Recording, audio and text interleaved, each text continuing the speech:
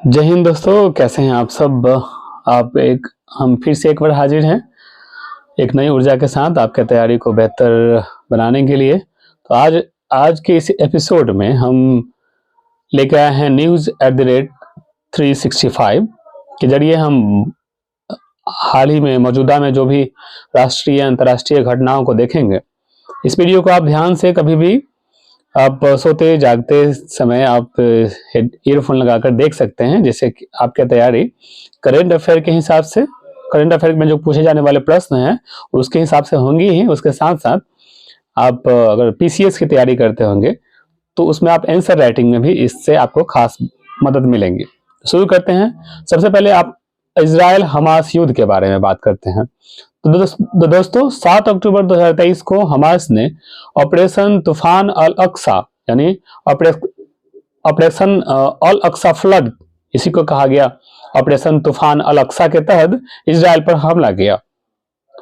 फिर से रिपीट कर दें कि 7 अक्टूबर 2023 को हमास ने ऑपरेशन तूफान अल अक्सा के तहत इजराइल पर हमला किया। ऑपरेशन आयरन स्क्वाड के तहत इजराइल ने जवाबी हमला किया। भारत ने इजराइल से फंसे नागरिकों को भारत लाने के लिए ऑपरेशन अजय का प्रयोग किया। हमास या इस्लामिक प्रतिरोध आंदोलन की स्थापना 1987 में कार्यकर्ता अहमद आसीन के द्वारा गाजा में की गई थी। कुछ और महत्वपूर्ण तथ्यों को देखेंगे। इजराइल 1948 में स्वतंत्र हुआ और इसके कई युद्ध लड़े गए, जिसमें जो प्रमुख है अरब इजराइल युद्ध, जो कि 1948 ईस्वी में हुआ। सुएज नहर संकट जो है 1956 में हुआ था। 6 दिवसीय युद्ध जो हुआ था 1967 में, और ओस्लो समझौता 1993 में, जिसके तहत 2 राज्य समाधान का कार्यान्वयन है वो उसको रखा गया था। अब बात करते हैं अब्राहम समझौता 2020 में हुआ। यह इजराइल, यूएई और बहरीन के बीच शांति समझौता है। अब बात करते हैं वन संरक्षण अधिनियम 2023 का। 12 दिसंबर 1996 को या उससे पहले वन उपयोग से गैर वन में परिवर्तित भूमि पर लागू नहीं है। अधिनियम के तहत निम्नलिखित छूट है। पहले देखते हैं रेल लाइन या सार्वजनिक सड़क के किनारे वन भूमि को। दूसरा, अंतर्राष्ट्रीय सीमाओं के साथ 100 किलोमीटर के भीतर स्थित भूमि को। तीसरा, गतिविधियां जैसे चिड़ियाघर, सफारी, इको पर्यटन, सिल्वीकल्चर और केंद्र सरकार द्वारा निर्दिष्ट कोई अन्य उद्देश्य को। चौथा, वामपंथी उग्रवाद प्रभावित जिलों में सार्वजनिक उपयोगिता परियोजनाओं के लिए 5 हेक्टेयर तक वन भूमि प्रस्तावित है। नोट, यह भी जानिए कि यह अधिनियम वन संरक्षण अधिनियम 1980 को संशोधित किया है। अब बात करते हैं भारतीय अंतरिक्ष नीति 2023 का। इसका उद्देश्य अंतरिक्ष क्षेत्र में निजी कंपनियों के निवेश और भागीदारी को बढ़ावा देना है। भविष्य में वैश्विक अंतरिक्ष अर्थव्यवस्था में हिस्सेदारी 10% तक बढ़ाने पर ध्यान। यह नीति 4 विशिष्ट संबंधित इकाइयां बनाती है। पहला, इसरो रिसर्च और इनोवेशन पर फोकस करेगा। दूसरा, इन स्पेस, यह भारतीय राष्ट्रीय अंतरिक्ष संवर्धन और प्राधिकरण केंद्र सभी अंतरिक्ष गतिविधियों के प्राधिकरण के लिए एकल खिड़की एजेंसी के रूप में कार्य करेगा।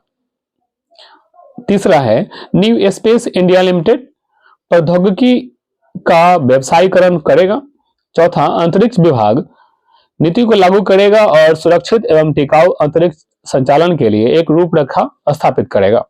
नोट, यह भी जानिए कि भारत में निजी तौर पर विकसित पहला रॉकेट वर्ष 2022 में विक्रम एस है, जिसे मिशन प्रारंभ के तहत लॉन्च किया गया था। इसे स्काइट रूट एरोस्पेस द्वारा विकसित किया गया था। अब बात करते हैं भारत कनाडा संबंध, जो हाल ही में चर्चा में रहा, इसके बारे में, इसके प्रमुख गतिविधियों को देखते हैं। कनाडाई पीएम ने भारत पर खालिस्तानी नेता हरदीप सिंह निज्जर की हत्या में शामिल होने का आरोप लगाया। 5 eyes intelligence alliance US, UK, Australia, Canada और न्यूजीलैंड सदस्य जो है इनके हैं 5 आई इंटेलिजेंस अलायंस के।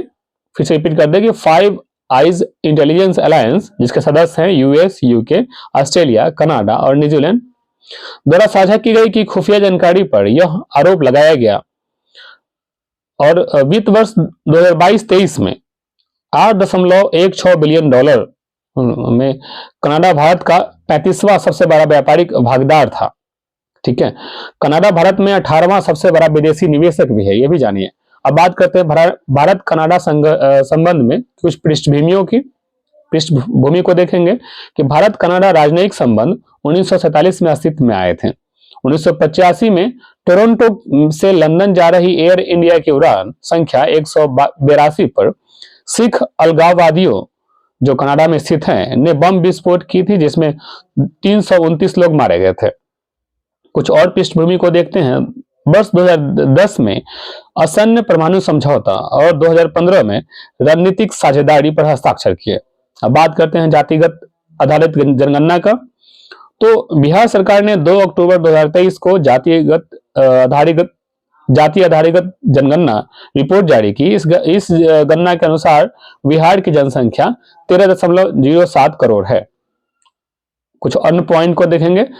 इस सर्वेक्षण के अनुसार अत्यंत पिछड़ा वर्ग ईबीसी 36.1%, पिछड़ा वर्ग यानी बीसी जो है 27.12%, अनुसूचित जाति 19.65% और अनुसूचित जनजाति 1.68% और सामान्य वर्ग 15.52% है। एक बार फिर से रिपीट कर दें कि इस जाति आधारित जनगणना के सर्वेक्षण के अनुसार अत्यंत पिछड़ा वर्ग जिसे ईबीसी कहा गया 36.01%, पिछड़ा वर्ग जिसे बीसी कहा गया 27.12%, अनुसूचित जाति जिसे एससी कहा गया 19.65% और अनुसूचित जनजाति जिसे एसटी कहा गया 1.68% और सामान्य वर्ग जनरल जो होते हैं 15.52% हैं। इस सर्वेक्षण के आधार पर बिहार सरकार ने राज्य सरकार की नौकरियों और शैक्षणिक संस्थानों में वंचित जातियों के लिए कोटा 50 से बढ़ाकर 65% कर दी है, जिसे राज्य ने कुल आरक्षण 75% हो जाएगा। बिहार सरकार ने कहा कि पूर्ण पैमाने पर जनगणना नहीं बल्कि एक सामाजिक सर्वेक्षण है। और बता दें कि अनुच्छेद 246 के तहत जनगणना एक संघ सूची का विषय है। याद रखिएगा कि जनगणना एक संघ सूची का विषय है, वहीं जनसंख्या जो समवर्ती सूची का विषय है। तो अनुच्छेद 246 के तहत जनगणना जो है एक संघ सूची का विषय है। अब बात करते हैं इसके कुछ पृष्ठभूमियों को देखते हैं।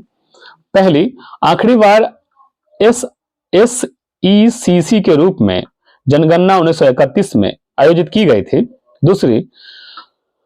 दूसरा पॉइंट, आजादी के बाद 2011 में सामाजिक आर्थिक जाति जनगणना हुई, लेकिन जातिगत आंकड़े जारी नहीं किए गए। महत्वपूर्ण बात नोट को देखिए। दूसरा पिछड़ा वर्ग आयोग मंडल आयोग 1989 में गठित, 1980 में प्रतिवेदित समर्पित और 1990 में इसे लागू किया गया, ने अनुमान लगाया कि ओबीसी की आबादी 52% है। ठीक है, इसको फिर से रिपीट कर देना है कि दूसरा जो है पिछड़ा वर्ग आयोग मंडल आयोग जिसे 1979 में गठित किया गया, 1980 में प्रतिवेदन समर्पित किया और 1990 में इसे लागू किया गया, ने अनुमान लगाया है कि ओबीसी की आबादी 52% है। अब बात करते हैं डीप ओशन मिशन। पृथ्वी विज्ञान मंत्रालय की एक महत्वाकांक्षी पहल है। 5 वर्ष की अवधि के लिए अनुमानित लागत 4077 करोड़ है। इसका उद्देश्य हिंद महासागर में पॉलीमेटलिक नोड्यूल यानी को निकालना है। दूसरा, मानवयुक्त पनडुब्बी वाहन जिसका नाम है मत्स्य 6000 में 3 व्यक्तियों को समुद्र में 6000 मीटर की गहराई तक भेजेगा। तीसरा, गहरे समुद्र में वनस्पतियों और जीवों की जैव पर्यवेक्षण करेगा। चौथी, तटीय महासागर थर्मल ऊर्जा रूपांतरण के लिए इंजीनियरिंग डिजाइन करेगा। 5वां, महासागर जलवायु परिवर्तन सलाहकार सेवाओं को विकास करेगा। अब बात करते हैं भारत की पहली राष्ट्रीय सुरक्षा रणनीति को। देश की सुरक्षा उद्देश्यों और इन्हें प्राप्त करने के लिए अपनाए जाने वाले तरीकों की रूपरेखा का रणनीति। अब बात करते हैं हुड्डा समिति की सिफारिशों पर गठित किया गया। इसका उद्देश्य, पहला, सैन्य, आर्थिक और कूटनीतिक मामलों में माध्यम से राष्ट्र के हितों और सुरक्षा की रक्षा करना। दूसरा, पाकिस्तान राष्ट्रीय सुरक्षा नीति 2022-26 का मुकाबला करेगा। तीसरा, इनोवेशन और टेक्नोलॉजी के लिए नए विभाग स्थापित किए जाएंगे। चौथा, साइबर सुरक्षा के लिए अलग से बजट का प्रावधान है। 5वां, महत्वपूर्ण और उभरती प्रौद्योगिकियों पर ध्यान केंद्रित करेगा। ये थी भारत की पहली राष्ट्रीय सुरक्षा रणनीति के से संबंधित महत्वपूर्ण तथ्यों को। अब बात करते हैं नारी शक्ति बंधन अधिनियम 2023। नारी शक्ति बंधन अधिनियम 2023 की यह सबसे पहले जानिए कि यह 106वां संवैधानिक संशोधन अधिनियम 2023 है, ठीक है, और यह 128वां विधेयक था जिसे जो कानून मंत्री थे अर्जुन राम मेघवाल ने प्रस्तुत किया था। तो नारी बंधन अधिनियम 2023 यह 106वां संवैधानिक संशोधन अधिनियम है और 128वां विधेयक है। इस विधेयक के उद्देश्यों को देखते हैं। यह लोकसभा, राज्य विधानसभा और दिल्ली विधानसभा में महिलाओं के लिए 33% आरक्षण अनिवार्य करता है। यह मौजूदा एससी और एसटी आरक्षण के भीतर महिलाओं के लिए 1/3 सीटें भी आरक्षित करता है। सीटें चक्रानुक्रम आधार पर आरक्षित की जाएगी। आरक्षण 15 वर्षों के लिए प्रदान किया जाएगा। इसके पश्चात संसद द्वारा निर्मित विधि के माध्यम से इसे जारी रखा जा सकता है। कुछ विशेष नोट को देखिए। पहला, अनुच्छेद 330A और अनुच्छेद 332A को जोड़ा गया है। दूसरा इंपॉर्टेंट नोट्स, अनुच्छेद 170 का 3 और 82 में संशोधन किया जाएगा जो परिसीमन के लिए। तीसरा इंपॉर्टेंट फैक्ट, लोकसभा में सिर्फ 2 अमीम सांसदों ने इसका विरोध किया और 454 सांसदों ने इसका समर्थन किया और राज्यसभा में सर्वसम्मति से पास किया गया। अब बात करते हैं G20 दिल्ली घोषणा की। इसका आदर्श वाक्य था वसुदैव कुटुंबकम, एक पृथ्वी, एक परिवार और एक भविष्य। कुछ पहले इंपॉर्टेंट फैक्ट्स, रूस यूक्रेन युद्ध पर कहा गया कि सभी राज्यों को संयुक्त राष्ट्र चार्टर के अनुरूप कार्य करना चाहिए। दूसरा, क्रिप्टो एसेट्स नियामक ढांचे के लिए संयुक्त रोड मैप जारी करना। तीसरा इंपॉर्टेंट फैक्ट्स, महिला सशक्तिकरण पर कार्य समूह पर निवान करना। चौथा, ग्लोबल डिजिटल पब्लिक इंफ्रास्ट्रक्चर की स्थापना करना। पांचवा, 2030 तक 3 गुना नवीकरणीय ऊर्जा क्षमता को बढ़ाना। छठा, G20 में पहली बार UNGA 75/1 यानी UNSC सुधार पर समझौता अफ्रीकी संघ सम्मिलित हुई। आठवां, वैश्विक जैव ईंधन गठबंधन। नौवां, ISA के साथ ग्रीन हाइड्रोजन इनोवेशन सेंटर की स्थापना की जाएगी। और नोट में देखिए कि G20 की स्थापना 1999 में एशियाई वित्तीय संकट के बाद हुई थी। अब बात करते हैं news@365 में भारत मध्य पूर्व यूरोप आर्थिक गलियारा के बारे में। तो बता दें कि IMEC global infrastructure and investment PGII के लिए साझेदारी का हिस्सा है। IMC के road ship to rail network शामिल है जिनमें 2 कॉरिडोर हैं। पहला, पूर्वी गलियारा भारत को अरब की खाड़ी से जोड़ेगा। दूसरा, उत्तरी गलियारा जो गल्फ को यूरोप से जोड़ेगा। इस कॉरिडोर में बिजली केबल, हाइड्रोजन पाइपलाइन और हाई स्पीड डाटा केबल भी शामिल है। तो इसका उद्देश्य को देखिए। पहला, यह व्यापक परिवहन नेटवर्क बनाना। दूसरा, व्यापार और कनेक्टिविटी को सुविधाजनक बनाकर एशिया, यूरोप और मध्य पूर्व का एकीकरण करना। तीसरा, क्षेत्रीय आपूर्ति श्रृंखलाओं को सुरक्षित करना। अब बात करते हैं भारत ग्लोबल साउथ और फिपिक का। 17 नवंबर 2023 को भारत ने ग्लोबल साउथ समिट के दूसरे संस्करण की मेजबानी की जिसमें 125 देशों ने भाग लिया। इसका थीम था global south together for everyone's growth, everyone's trust. Global south शब्द की कोई सख्त भौगोलिक परिभाषा नहीं है।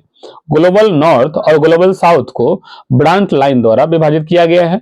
वैश्विक दक्षिण देशों को विकासशील, कम विकसित और अविकसित देशों के रूप में वर्गीकृत किया गया है। ग्लोबल साउथ शब्द 1969 में कार्ल ओग्लसबी द्वारा गढ़ा गया था। भारत प्रशांत द्वीप सहयोग मंच द्वारा तीसरा शिखर सम्मेलन port Moresby, Papua New Guinea में आयोजित हुआ। पहला, भारत और पपुआ न्यू गिनी द्वारा यह सह अध्यक्षता किया गया। दूसरा, विकास के लिए 12 सूत्री फॉर्मूला तैयार किया गया। तीसरा, सौर ऊर्जा परियोजना के लिए भारत द्वारा सामोआ को 100 मिलियन और अमेरिकी डॉलर का ऋण सहायता प्रदान किया गया। अब बात करते हैं राष्ट्रीय लॉजिस्टिक नीति NLP 2022 का। हाल ही में भारत ने एनएलपी का एक वर्ष पूरा किया है। एनएलपी के उद्देश्यों को देखते हैं। एक, लॉजिस्टिक की लागत कम करना और 2023 तक वैश्विक बेंचमार्क तक पहुंचाना। 2030 तक शीर्ष 25 देशों में आना। कृषि उत्पादों की बर्बादी को रोकना। भौतिक संपत्तियों को के गोदामों की मानकीकृत करने का लक्ष्य रखा गया है। सभी लॉजिस्टिक की निगरानी के लिए सिस्टम इंप्रूवमेंट ग्रुप का गठन किया गया है। डेटा संचालित निर्णय समर्थन तंत्र बनाना। एनएलपी को सीएलपी व्यापक लॉजिस्टिक एक्शन प्लान के माध्यम से लागू किया जाएगा, जिसमें 8 कार्य क्षेत्र होंगे। नोट में देखिए कि वर्तमान में भारत विश्व बैंक लॉजिस्टिक प्रदर्शन सूचकांक 2023 में 38वें स्थान पर है। अब बात करते हैं पीएम विश्वकर्मा योजना। 17 सितंबर को विश्वकर्मा जयंती के अवसर पर प्रधानमंत्री ने पारंपरिक शिल्प और कौशल में लगे श्रमिकों को सहकारी सहायता देने के लिए नई दिल्ली में पीएम विश्वकर्मा योजना शुरू की गई। अब बात करते हैं कुछ अन्य महत्वपूर्ण तथ्यों के बारे में। सूक्ष्म, लघु और मध्यम उद्यम मंत्रालय नोडल एजेंसी है और यह एक केंद्रीय क्षेत्र की योजना है। अवधि वित्तीय वर्ष 2023-24 से वित्तीय वर्ष 2027-28 तक रहेगा। अब तक प्रारंभिक परिव्यय 13,000 करोड़ है और इसमें 18 पारंपरिक क्षेत्र शामिल है। पीएम विश्वकर्मा योजना का उद्देश्यों को देखते हैं। पीएम विश्वकर्मा प्रमाण पत्र और आईडी कार्ड, कौशल उन्नयन, टूलकिट प्रोत्साहन, ऋण सहायता, डिजिटल लेन देन के लिए प्रोत्साहन और विपणन समर्थन। इसके लिए पात्रता को देखते हैं। न्यूनतम आयु 18 वर्ष। लाभ परिवार के एक सदस्य तक ही सीमित रहेगा।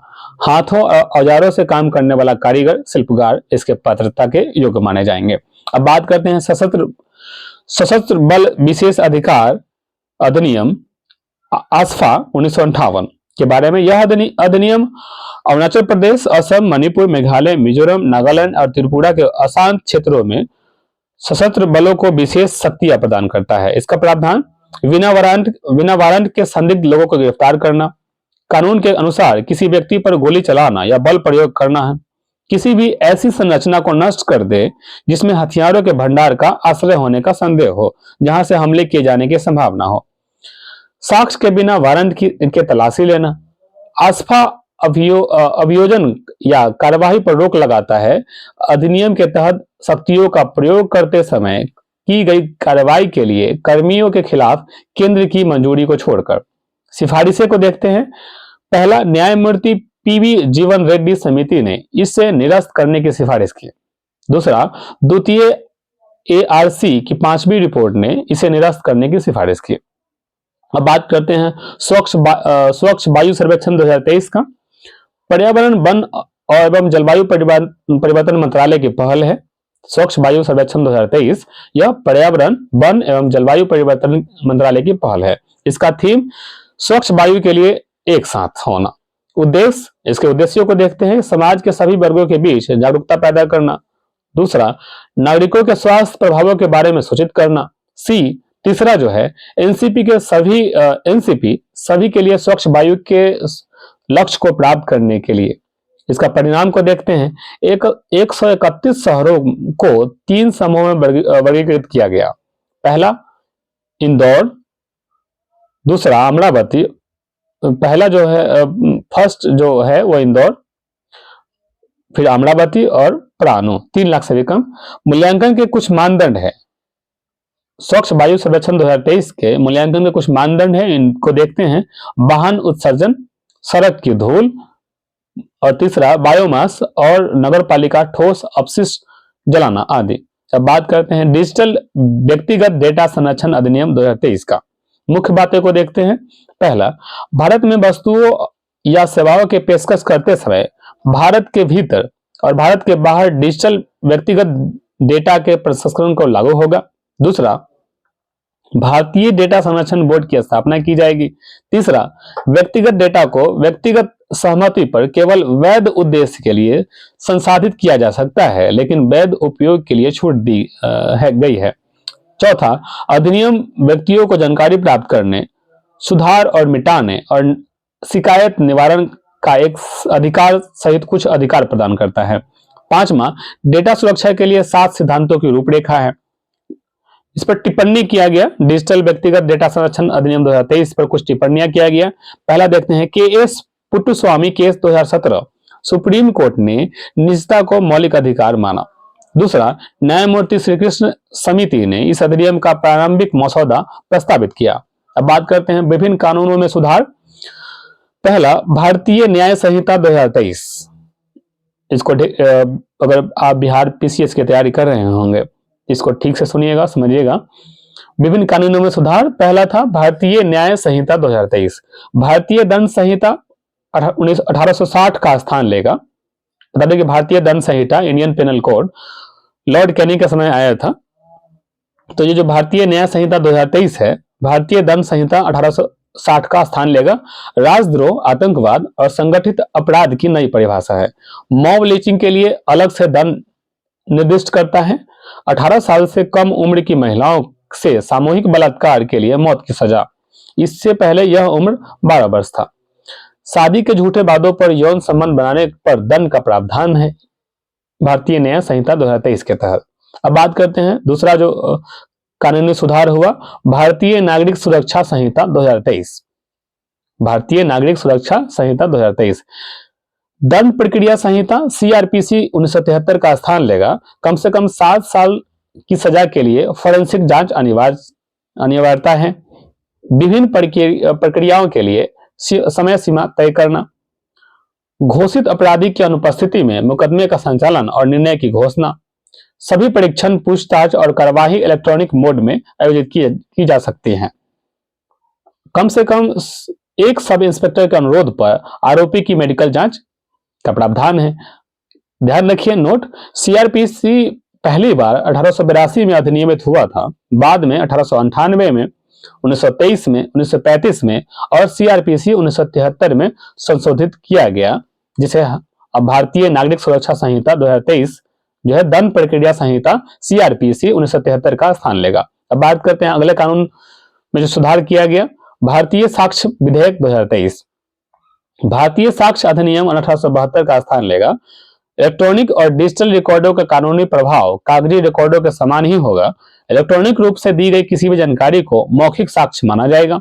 एक ही अपराध के लिए एक से अधिक व्यक्तियों पर मुकदमा चलाया जाएगा। DNA साक्ष्य की स्वीकार्यता के लिए विशेष प्रावधान है। अब बात करते हैं मुख्य चुनाव आयुक्त और अन्य चुनाव आयुक्त नियुक्ति, सेवा की शर्तें और कार्यालय की अवधि विधेयक 2023 के बारे में। प्रावधान, सबसे पहले प्रावधान को देखिए। चुनाव आयोग चुनाव आयुक्तों की सेवा की शर्तें और व्यवसाय का संचालन अधिनियम 1991 की जगह लेगा। दूसरा, CEC और EC के नियुक्ति, यानी CEC मुख्य चुनाव आयुक्त और EC बोले तो अन्य चुनाव आयुक्त की नियुक्ति चयन समिति, यानी प्रधानमंत्री, लोकसभा में विपक्ष के नेता और प्रधानमंत्री द्वारा नामित एक केंद्रीय कैबिनेट मंत्री की सिफारिश पर राष्ट्रपति द्वारा की जाएगी। इसके प्रावधान के तहत कैबिनेट सचिव की अध्यक्षता वाली एक खोज समिति चयन समिति को नामों का एक पैनल प्रस्तावित करेगी। चौथा, CEC यानी मुख्य चुनाव आयुक्त यानी चीफ इलेक्शन कमीशन और EC अन्य चुनाव आयुक्त का वेतन और सेवा शर्तें कैबिनेट सचिव के बराबर होगी। पहले यह सुप्रीम कोर्ट के न्यायाधीश के बराबर थे। इसमें मुख्य बात यह है कि इससे पहले अनूप वर्णवाल बनाम UOI मामले में सुप्रीम कोर्ट ने घोषणा की थी कि राष्ट्रपति EC इलेक्शन कमीशन और चीफ इलेक्शन कमीशन की नियुक्ति सलाह समिति के परामर्श के तहत करेंगे, जिससे प्रधानमंत्री, लोकसभा के विपक्ष नेता और भारत के मुख्य न्यायाधीश शामिल रहेंगे। अब बात करते हैं कुछ कंपनियों की श्रेणियां के बारे में। कंपनी की 3 अलग श्रेणियां केंद्रीय सार्वजनिक क्षेत्र उद्यम है, जिसे अर्थात महारत्न कंपनी, रत्न कंपनी और मिनी रत्न कंपनी। इसको ठीक से समझिएगा कि कंपनी की 3 अलग अलग श्रेणियां हैं, अर्थात महारत्न कंपनी, नवरत्न और मिनी रत्न। 13 महारत्न कंपनियां हैं और 13वां महारत्न जो कंपनी है ऑल इंडिया लिमिटेड है। नवंबर 2023 तक भारत में 16 नवरत्न कंपनियां हैं और 16वीं नवरत्न कंपनी RITC लिमिटेड है। महारत्न कंपनी के लिए मानदंड है, पहला, नवरत्न का दर्जा प्राप्त हो, भारतीय स्टॉक एक्सचेंज पर सूचीबद्ध हो, 3 साल का औसत सालाना टर्नओवर 25,000 करोड़ होना चाहिए, 3 साल के लिए औसत वार्षिक नेटवर्थ निवल मूल्य 15,000 करोड़ होना चाहिए, पांचवा, कर पश्चात औसत वार्षिक शुद्ध लाभ 5,000 करोड़ से अधिक हो। छठा, महत्वपूर्ण वैश्विक उपस्थिति होना चाहिए। दूसरा जो है नवरत्न की कसौटी है, यानी कि कोई कंपनी नवरत्न कंपनी बनती है उसके लिए क्या क्या कसौटियों से गुजरना पड़ेगा, इसको देखते हैं कि पहला है मिनी रत्न प्रथम सूची ए का दर्जा प्राप्त हो, पिछले 5 वर्षों में से 3 वर्षों की रेटिंग अच्छी या उत्कृष्ट हो। तीसरा, 6 प्रदर्शन संकेतक पर 60 या उससे अधिक का समग्र स्कोर होना चाहिए। अब बात करते हैं state of India's birds report 2023 का।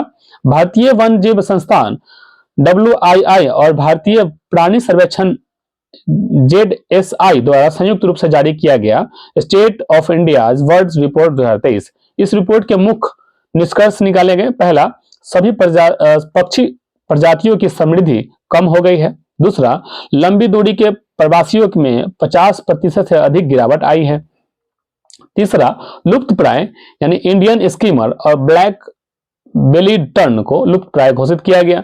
चौथा, गंभीर रूप से लुप्त प्राय की श्रेणी में आ गए हैं great India bustard, Bengal florican और वेयर पोचार्ड। पांचवा देखिए, भारतीय मोर, एशियाई कोयल और रॉक कबूतर आदि प्रजातियां बढ़ी हैं। अब बात करते हैं अनुसंधान राष्ट्रीय रिसर्च फाउंडेशन अधिनियम 2023 का। विज्ञान एवं प्रौद्योगिकी मंत्रालय के अंतर्गत यह अधिनियम पेश किया गया। इसके तहत यह विज्ञान और इंजीनियरिंग अनुसंधान बोर्ड अधिनियम 2008 को निरस्त करेगा। अनुसंधान नेशनल रिसर्च फाउंडेशन NRF की स्थापना की जाएगी। NRF में प्रधानमंत्री की अध्यक्षता में गवर्निंग बोर्ड होगा। कार्यकारी परिषद की अध्यक्षता प्रधान वैज्ञानिक सलाहकार करेंगे और यह निकाय कार्यान्वयन का कार्य करेगा। अब बात करते हैं NRF के कार्य के बारे में। पहला, अनुसंधान नवाचार और उद्यमिता के लिए रणनीतिक दिशा प्रदान करने के लिए देश का सर्वोच्च निकाय है। दूसरा, अनुसंधान और विकास के लिए अल्पकालिक, मध्यम अवधि और दीर्घकालिक रणनीति तैयार करना। तीसरा, अनुसंधान प्रस्तावों के लिए अनुदान प्रदान करना।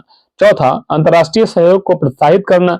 और पांचवा, वैज्ञानिक अनुसंधान परिणामों और खर्च का वार्षिक सर्वेक्षण करेगा। अब बात करते हैं इंडिया स्टैक के बारे में। यह एप्लीकेशन प्रोग्रामिंग इंटरफेस API का एक सेट है जो सरकारों, स्टार्टअप और व्यवसाय और डेवलपर्स को एक अद्वितीय डिजिटल बुनियादी ढांचे का उपयोग करने की अनुमति देता है। इनकी 3 परतें हैं, पहचान परत, भुगतान परत और डेटा परत। पहला परत को देखिए, पहचान परत अद्वितीय ID प्रदान करता है, उदाहरण आधार, हस्ताक्षर। दूसरा है भुगतान परत, भुगतान की अनुमति देता है, उदाहरण UPI, आधार सक्षम भुगतान सेवा। तीसरा परत है डेटा परत, डेटा को स्वतंत्र रूप से स्थानांतरित करने की अनुमति देता है, उदाहरण DigiLocker, account aggregator. India stack के प्रमुख घटक है Aadhaar, KYC, DigiLocker, UPI, direct benefit transfer यानी DBT आदि। इसके फायदे को देखिए, पहला वित्तीय समावेशन, दूसरा अर्थव्यवस्था का औपचारिकरण, तीसरा स्वास्थ्य और शिक्षा सेवाओं की बेहतर डिलीवरी। अब बात करते हैं समान नागरिक संहिता अनुच्छेद 44 के अंतर्गत वर्णित है। हाल ही में चर्चा रहा। हाल ही में भारत के 22वें विधि आयोग ने समान नागरिक संहिता पर सुझाव मांगा। UCC विवाह, तलाक, विरासत, गोद लेने और उत्तराधिकारी से संबंधित सभी धार्मिक समुदायों के मामलों पर लागू होता है। पुर्तगाली नागरिक संहिता 1867 के रूप में UCC यानी यूनिफॉर्म सिविल कोड का पालन करने वाला गोवा भारत का एकमात्र राज्य है। इसे राज्य के नीति निर्देशक सिद्धांतों के अनुच्छेद 44 के तहत संवैधानिक अधिकार प्राप्त है। लेक्स लोकी रिपोर्ट 1840 में सिफारिश की गई कि मुसलमानों और हिंदुओं के व्यक्तिगत कानूनों को संहिताबद्ध नहीं किया जाना चाहिए। अब बात करते हैं BN राव समिति एक संहिताबद्ध हिंदू कानून की सिफारिश की। अब बात करते हैं काला सागर अनाज डील के बारे में, जो हाल ही में चर्चा में रहा। रूस हाल ही में संयुक्त राष्ट्र और तुर्की के समझौता में मध्यस्थता में रूस और यूक्रेन के बीच हस्ताक्षरित काला सागर लाभ समझौते से में पीछे हट गया। यह पहल काला सागर, ओडेसा, चोनोस्मार्क, यूजिनी, पिडविनी में 3 प्रमुख यूक्रेनी बंदरगाहों में वाणिज्यिक भोजन और उर्वरक की अनुमति देता है। यह सौदा 120 दिनों की अवधि के लिए हस्ताक्षरित किया गया था। अब बात करते हैं राष्ट्रीय वाहवाही गरीबी सूचकांक एमपीआई राष्ट्रीय बहुआयामी गरीबी सूचकांक। एमपीआई के लिए नोडल एजेंसी नीति आयोग ने हाल ही में राष्ट्रीय एमपीआई का दूसरा संस्करण जारी किया है। यह रिपोर्ट राष्ट्रीय पारिवारिक स्वास्थ्य सर्वेक्षण 2019 से 21 के आधार पर तैयार की गई थी। इसका आयाम है शिक्षा, स्वास्थ्य, जीवन स्तर, गरीबी की कुल संख्या अनुपात में भारी गिरावट 2015 से 16 में 24.85% से 2019 से 21 में 14.96% हो गई है। इस रिपोर्ट की मुख्य बातें को देखिए। 2015-16 और 2019 से 21 के बीच 13.7 करोड़ लोग बहुआयामी गरीबी से बाहर निकले हैं। ग्रामीण क्षेत्रों में गरीबी 32.59% से 19.28% की गिरावट हुई है। शहरी क्षेत्रों में गरीबी में 8.65% से 5.27% की गिरावट हुई है। अब बात करते हैं वर्ष 2015-16 में 2019 से 21 के बीच गरीबी की तीव्रता 47% से घटकर 44% हो गई है। अब बात करते हैं एमपीआई मूल्य में सुधार 2015-16 से 0.177 से 2019 से 20 में 0.066 हो गया है। सभी 12 संकेतकों में उल्लेखनीय कमी देखी गई है। और राज्य का प्रदर्शन देखेंगे तो बहुआयामी गरीबी वाली जनसंख्या का उच्चतम हिस्सा बिहार, झारखंड, यूपी, मेघालय, एमपी है। बहुआयामी गरीबी में अनुपातों में सबसे तेजी कमी आई है, जिसमें देखिए यूपी, बिहार, एमपी, ओडिशा और राजस्थान का है। नोट, केरल की हिस्सेदारी सबसे कम थी। बिहार में पूर्ण अवधि में एमपीआई यानी राष्ट्रीय बहुआयामी गरीबी सूचकांक मूल्य में सबसे तेज कमी देखी गई है। अब बात करते हैं उत्पादन में से जुड़े प्रोत्साहन पीएलआई योजना 2.0 के बारे में। इलेक्ट्रॉनिक्स एवं सूचना प्रौद्योगिकी मंत्रालय द्वारा अनुमोदित किया गया पीएनएलआई का लक्ष्य घरेलू विनिर्माण को वैश्विक स्तर पर प्रतिस्पर्धा बनाना है। 14 विनिर्माण क्षेत्र जैसे चिकित्सा उपकरण, खाद्य उत्पाद, कपड़ा उत्पाद आदि में उपलब्ध है। आईटी हार्डवेयर के लिए पीएलआई 2.0 लक्ष्य खंड में शामिल है laptop, tablet, all in one PC, server और भारत में अल्ट्रा स्मॉल फॉर्म्स फैक्टर निर्माण करना। प्रमुख दिशा निर्देशों को देखते हैं। शुद्ध वृद्धिशील बिक्री पर लगभग 5% का प्रोत्साहन। सचिवों का अधिकार प्राप्त समूह योजना की निगरानी करेगा। प्रोत्साहन अवधि 6 वर्ष हो गए। दोस्तों ये था न्यूज आज के news@65 में। बताइएगा कैसा रहा, और आपके लिए निरंतर ऐसे ही वीडियो लेकर आते रहेंगे। अपनी तैयारी को एक बेहतर फॉर्मेट दीजिए। इसी शुभकामनाओं के साथ जय हिंद।